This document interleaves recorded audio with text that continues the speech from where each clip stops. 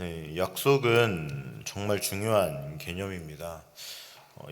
옛날에도 그랬고 현 시대를 살아가는 우리에게도 약속이라는 것은 정말로 중요합니다. 약속을 대하는 태도에 따라 그 사람의 본보기를 판단하기도 합니다. 그 사람이 약속을 잘 지키는 사람이면 믿을 만한 사람이고, 약속을 잘 지키지 않으면 그 사람에 대해 불신할 수 있습니다. 그런데 성경에서도 약속과 굉장히 유사한 개념이 등장합니다. 바로 성경에서도 많이 볼 수 있었던 언약이라는 개념입니다.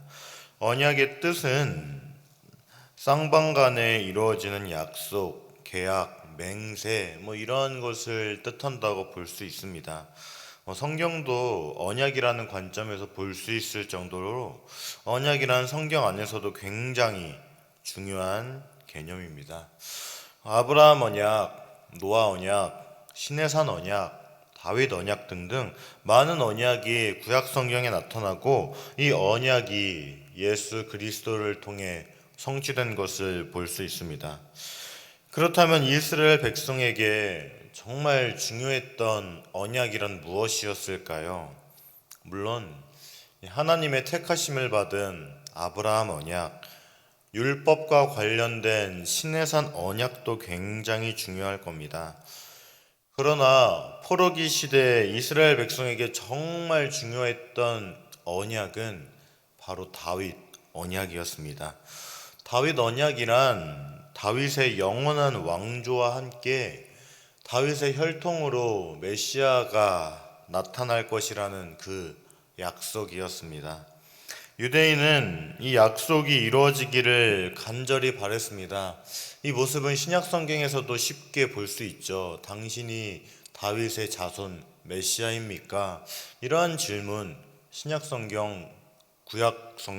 성경에서도 아주 쉽게 볼 수 있는데, 이것은 다윗 언약이 이루어지기를 바라는 염원에서 나타나게 된 말이었습니다. 또한 그 바람은 오늘 시편에서도 등장하고 있습니다. 그 바람이 노래를 통해 나타난 것을 알 수 있습니다.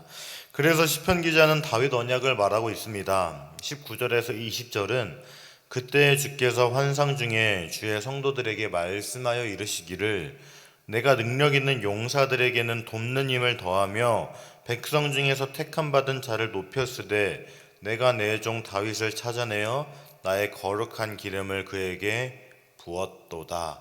이렇게 말하고 있습니다. 우리는 지난주에 시편 89편의 전반부를 보았습니다. 앞부분에서는 이스라엘을 다스리는 왕권이 하나님께 속했다고 말하고 있죠. 이것은 이스라엘을 다스리는 왕조를 지명하시고 세우신 분은 하나님이라는 점을 분명하게 하고 있는 겁니다. 다윗 왕조는 사람들이 세운 왕조가 아니었습니다. 주님이 다윗 왕조를 세우신 일은 환상 중에 주의 성도들에게 말씀하신 것으로 시작되었던 겁니다. 다윗 왕조는 단지 정치적인 이슈가 아니라 종교적인 이슈, 즉 하나님과 연관이 되어 있다는 겁니다. 훗날 온 세상을 구원하신 이 메시아가 다윗 왕조를 통해 오실 것이기 때문입니다. 하나님은 백성들 중에서 유능한 다윗을 택하셔서 능력을 더하셨습니다. 게다가 백성들 중에 왕으로 높이셨습니다. 다윗은 스스로 왕이 된 것이 아니었습니다. 하나님이 그를 택하여 왕으로 세우신 겁니다. 하나님은 자신의 종 다윗에게 거룩한 기름을 부어 구별하셨습니다. 이 말씀의 배경이 되는 이미지는 대제사장에게 거룩한 기름을 부어 특별히 구분하는 것과 마찬가지입니다.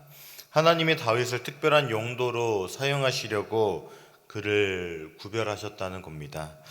또한 하나님의 은혜는 여기에서 끝나지 않습니다. 21절에서 24절은 내 손이 그와 함께하여 견고하게 하고 내 팔이 그를 힘이 있게 하리로다. 원수가 그에게서 강탈하지 못하며 악한 자가 그를 곤고하게 못하리로다. 내가 그의 앞에서 그 대적들을 박멸하며 그를 미워하는 자들을 치려니와 나의 성실함과 인자함이 그와 함께하리니 내 이름으로 말미암아 그의 뿔이 높아지리로다. 이렇게 말하고 있죠.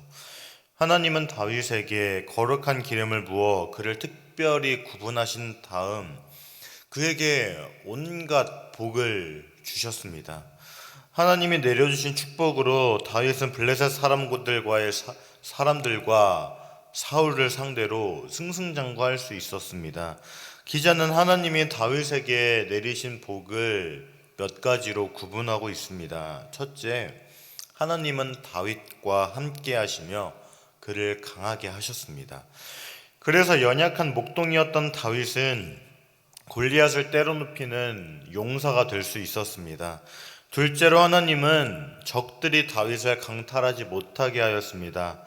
여러 면에서 사울이 다윗을 그토록 죽이려 했지만 성공하지 못한 일을 떠오르게 합니다.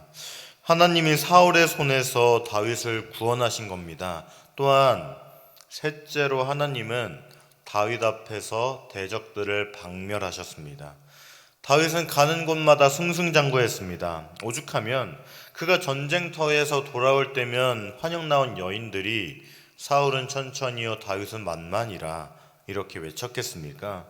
다윗이 전쟁에 나갈 때마다 승리하고 돌아올 수 있었던 것은 하나님이 그를 도우셨기 때문입니다. 그리고 넷째는 하나님이 다윗을 존귀하게 하셨습니다. 하나님이 꾸준히 그에게 인자함을 베푸시니 온 세상이 하나님이 함께 하시는 다윗의 뿔을 부러워합니다. 성실하심과 인자하심은 다윗 언약과 관련된 용어라고 볼 수 있습니다. 하나님과 특별한 관계로 인해 다윗은 세상에서 참으로 존귀한 사람이 된 겁니다. 그렇다면 어떻게 다윗이 이러한 축복을 누릴 수 있었을까요? 바로 하나님이 다윗의 수호자가 되셨기 때문입니다. 26절은 그가 내게 부르기를 주는 나의 아버지시요 나의 하나님이시요 나의 구원의 바위시라 이렇게 말하고 있죠. 하나님은 다윗에게 마치 입양한 아들을 대하듯이 하셨습니다. 아버지와 아들의 관계가 형성된 겁니다. 너무나 감격한 다윗은 하나님을 세 가지로 부릅니다. 첫째, 주님은 그의 아버지이십니다. 신약에서 하나님을 아버지라 부르는 일은 비교적 흔한 일이지만 구약은 그렇지 않습니다. 하나님은 다윗과의 관계를 아버지와 아이와의 관계로 형성하였습니다. 마치 아이가 아버지에게 전적으로 의지하는 것처럼 다윗 자신도 오직 하나님만 의지할 것이라고 고백하는 것입니다. 또한 둘째로 주님은 다윗의 하나님입니다. 사람이 여호와를 하나님으로 고백한다는 것은 주님의 통치 아래 자신을 복종하겠다는 의미입니다. 하나님은 왕이시고 우리는 그의 백성이기 때문입니다. 마지막으로 하나님은 다윗의 구원의 바위가 되십니다. 하나님은 그의 피난처이시며 모든 위기에서 그를 건져내 주님의 높은 바위 위에 올리셨습니다. 세상 풍파가 그를 해하지 못하도록 하기 위한 조치였습니다. 이 세 가지 모두가 다윗이 하나님을 전적으로 의지하고 있고 하나님은 다윗을 특별히 선택했다는 것을 볼 수 있습니다. 다윗은 이처럼 하나님을 전적으로 의지하고 있습니다. 그리고 다윗은 하나님께 형용할 수 없는 은혜를 입은 겁니다. 이 모든 것은 하나님의 언약, 즉 약속으로부터 기인된 것이었습니다. 언약이었습니다. 그리고 시편 기자는 언약에 대해서 계속해서 말하고 있습니다. 28절에서 29절은 그를 위하여 나의 인자함을 영원히 지키고 그와 맺은 나의 언약을 굳게 세우며 또 그의 후손을 영구하게 하여 그의 왕위를 하늘의 날과 같게 하리로다. 이렇게 말하고 있습니다. 하나님은 인자하심을 영원히 지키실 것을 약속하고 있습니다. 인자하심은 언약에 신실하시겠다라는 뜻입니다. 하나님은 다윗 언약을 영원히 지키실 것을 약속하고 있는 겁니다. 하나님은 다윗과 맺은 약속에 대하여 자신의 책임을 성실하게 이행하실 것을 다짐하고 있죠. 그렇게 해서 그와 맺은 언약을 굳게 세우실 것입니다. 다윗에게 주신 약속을 영원히 지키실 것을 약속하고 있습니다. 또한 하나님은 다윗의 후손들의 왕권도 보장하십니다. 다윗 왕조는 영원할 겁니다. 하나님은 다윗의 후손을 영원히 세우실 겁니다. 하늘이 사라지지 않는 한 그의 왕위도 영원히 지속되도록 할 겁니다. 그런데 여기에서 문제가 하나 생겼습니다. 만일 그의 후손들이 죄를 지어 하나님께 범죄했다면 이 다윗의 언약은 어떻게 되는 걸까요? 33절에서 34절은 그러나 나의 인자함을 그에게서 다 거두지는 아니하며 나의 성실함도 패하지 아니하며 내 언약을 깨뜨리지 아니하고 내 입술에서 낸 것은 변하지 아니하리로다. 이렇게 말씀하고 있죠. 하나님은 다윗 언약을 계속 지속하실 것을 약속하고 있죠. 하나님은 분명 죄 지은 다윗의 후손을 징계할 겁니다. 그러나 주님의 인자하심을 다 거두지는 않을 것이며 성실하심도 패하지 않을 겁니다. 하나님은 다윗의 후손이 잘못하면 징계하지만 버리지는 않습니다. 주님은 다윗의 후손들이 죄를 지어도 다윗과 맺으신 언약을 깨지 않으실 것입니다. 하나님은 무엇이든 한번 선언하시면 변하지 않으시는 분이기 때문입니다. 게다가 하나님은 자신의 거룩하심으로 다윗에게 언약을 영원히 지키실 것을 맹세하셨습니다. 다윗과의 약속을 지키기 위해 하나님은 다윗의 후손들을 장구하여 그의 왕조가 해같이 주님 앞에 항상 있게 할 겁니다. 또한 달이 영원히 견고한 것처럼 다윗 왕조도 영원히 견고하여 주님 앞에 있을 것입니다. 어떠한 일이 있어도 다윗 왕조는 영원히 지속될 것을 약속하고 있습니다. 그렇다면 사랑하는 여러분, 오늘 말씀이 과연 이루어졌습니까? 다윗 왕조가 지금도 영원하고 있습니까? 지금 이스라엘의 다윗의 왕조가 다스리고 있습니까? 그렇지 않습니다. 그렇다면 이것은 어떻게 된 일일까요? 하나님은 약속을 다 지키지 않는 걸까요?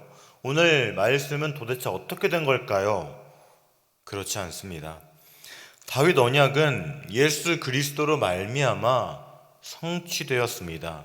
다윗의 후손으로 예수님은 이 땅에 오셨고 죄에 빠진 인간을 구원하셨습니다. 그리고 예수님은 만유의 주제로 이 세상의 왕으로 다시 돌아오실 것을 약속하고 있습니다. 사랑하는 여러분, 시편 89편은 다윗 언약의 영광을 회상하고 하나님께서 얼마나 신실하게 그 약속을 지키셨는가를 고백하고 있습니다. 그리고 그 약속은 지금 예수 그리스도로 말미암아 이루어진 겁니다. 하나님은 예수 그리스도를 통해 다윗의 왕위를 영원히 세우셨고 우리도 그분 안에서 하나님의 자녀가 되었으며 언약의 백성이 되었습니다.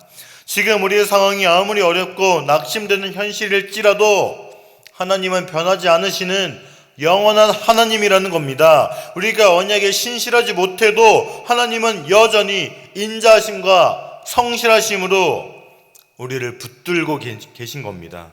우리는 이 사실을 굳게 믿어야 합니다. 우리 신앙은 언약의 성취자이신 예수 그리스도를 바라봐야 하는 겁니다. 오늘도 말씀 앞에 서서 이렇게 고백하시기를 원합니다. 하나님, 저는 부족하지만 주님의 언약은 영원합니다. 주님의 사랑은 변하지 않습니다. 우리는 넘어질지라도 하나님이 우리를 구원하시겠다고 하신 그 약속은 절대 없어지지 않습니다. 이 사랑을 믿으며 주님만 따르기를 원합니다. 이 고백이 여러분들의 오늘 하루의 시작이 되시기를 바랍니다. 우리는 이 고백으로 오늘 하루를 살아갈 수 있는 겁니다. 오늘 말씀을 기억하며 언약을 성취하신 예수 그리스도를 바라보고 살아가는 여러분들이 되기를 주님의 이름으로 간절히 소망합니다. 말씀을 기억하며 기도하겠습니다. 첫 번째, 변하지 않는 하나님의 사랑을 기억하며 살아가게 하소서. 둘째, 반드시 약속을 지키시는 신실하신 하나님을 기억하게 하소서. 셋째, 언약을 성취하신 메시아 예수 그리스도를 바라보게 하소서. 이러한 기도 제목으로 다 함께 기도하겠습니다.